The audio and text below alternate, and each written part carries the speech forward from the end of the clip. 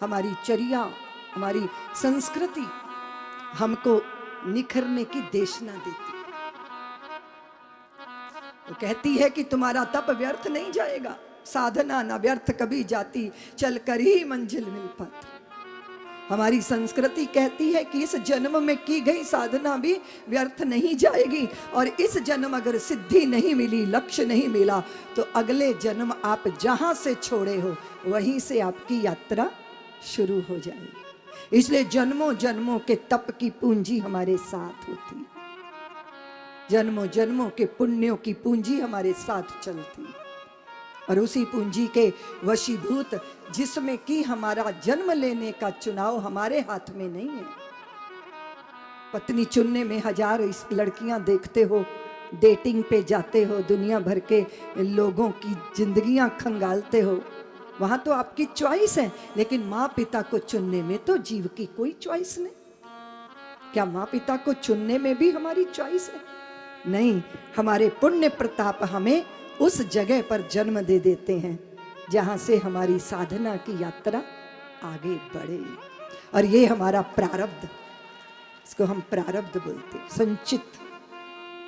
और हमने देखा कि भागवतकार ने राक्षसों के घर में भी एक ब्राह्मी शक्ति के प्रादुर्भाव का दृश्य हमारे सामने प्रस्तुत किया, और ये प्रस्तुत किया कि अगर माता चाहे तो राक्षसों के घर में भी देवताओं को जन्म दे सकती है, और ना चाहे तो देवताओं के घर में भी रावण जैसे राक्षस पैदा हो जाते हैं। इसका अर्थ है कि माँ मनुष्यता की टकसाल है। आपकी चित्तवृत्ति, आपकी मनों के भाव, आपके व्यक्तित्व की दृढ़ता आपकी संतानों के व्यक्तित्व बनाती है, उनकी पर्सनैलिटी बनाती है।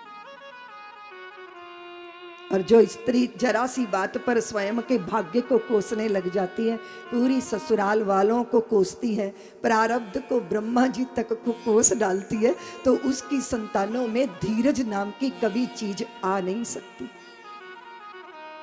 और सारी विपत्तियों को झेल के भी जिसके होठों की मुस्कान विदा नहीं होती, वो माता ऐसी जो अपनी संतानों में को घोर प्रतिकूलताओं में कभी टूटते नहीं देखेगी, क्योंकि वो स्वयं कभी नहीं टूटी।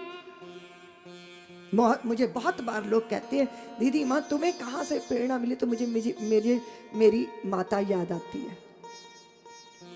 वो सिलबट्टा लेके ना मसाला पीसती थी, मसाला ही नहीं होता था उसमें, भोजन होता ही नहीं था, बर्तन इधर रख रही है उधर रख रही है। हम लोग पूछते थे माँ क्या करती है?